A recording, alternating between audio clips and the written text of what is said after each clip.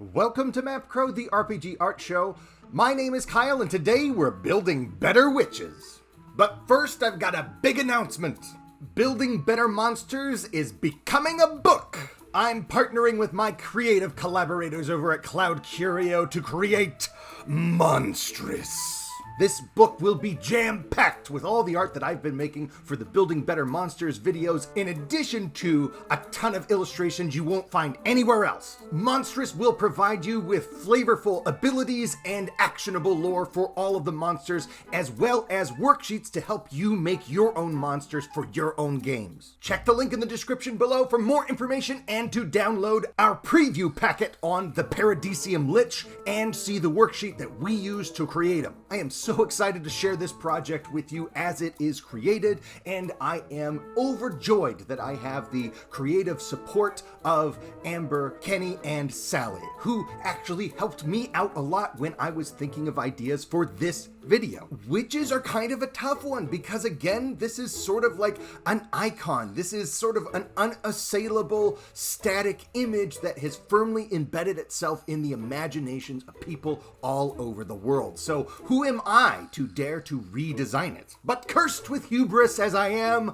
that's never stopped me before. I've always thought of witches as a sort of dark path to power outside of the normal societal conventions. Other traditions, such as Dungeons and Dragons, will propose that witches are kind of these old ladies from the Fey realm that kind of come to cause mischief or strike bargains on the material plane. And both of these are well and good enough, but they sort of lack a kind of spice. They're just essentially people from a place, and that doesn't really get the old imagination churning. And it doesn't really suggest an alternative visual take, which is a big part of this project, is trying to find new images to infuse into the traditional ones. So I reached out to my pals over at Cloud Curio, and we came up with this humdinger. Our witches are the dreams of the land itself, given flesh.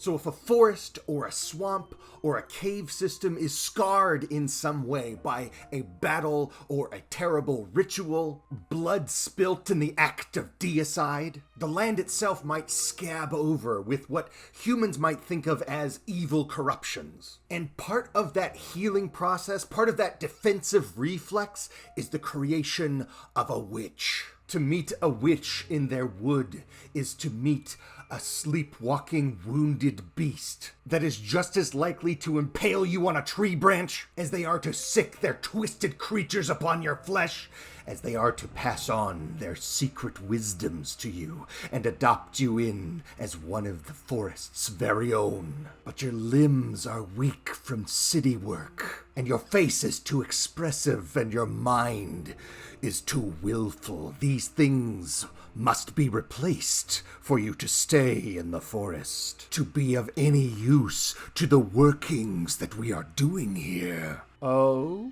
you have not come to join in the workings? Then what have you come? Of what use are you to us? As you fearfully make your approach, you realize that the voice of the witch is not coming from the figure in front of you, but all around you.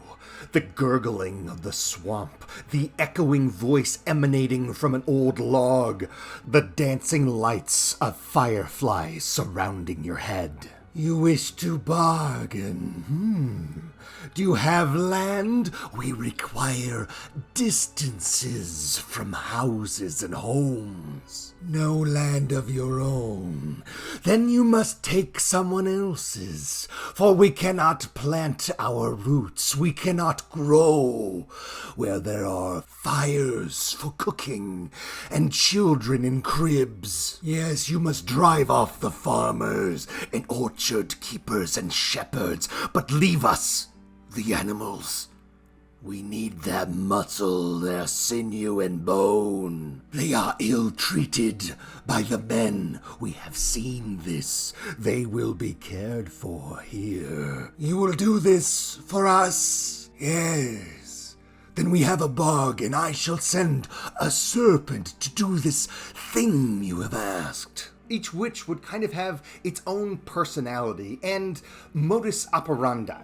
For instance, a forest that was poached or overhunted might create a witch that would stitch together these great beasts, for the wood has learned the language of unfair sport. A grassland set ablaze to smoke out a bandit's crew might learn the language of fire and use that against all who trespass against it. A cave system that is blasted open for mining might learn the language of tremors and steel tools. So what happens if a group of adventurers braves all of these dangers and fights off all these creatures and finally slays the witch? Maybe all of the magic that was gathered into that focal point of the witch just kind of dissipates, evaporates, bleeds away, and the land becomes docile and dull, and any food grown there is flavorless, and any animals that graze there lose the luster on their coats. Maybe that just creates a whole other problem that has to be solved in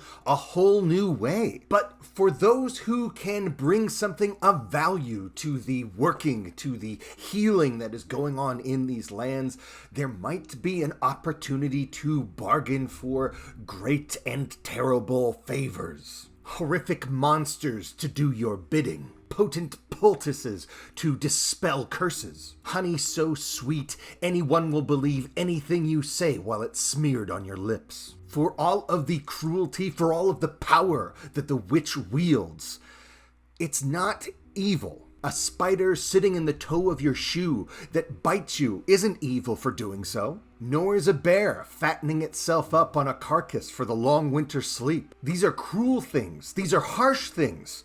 But they're true things about the world. And if we only just leave them be, they'll work themselves out. No, but the ones who enter the witch's woods looking to strike terrible bargains, those individuals are definitely evil.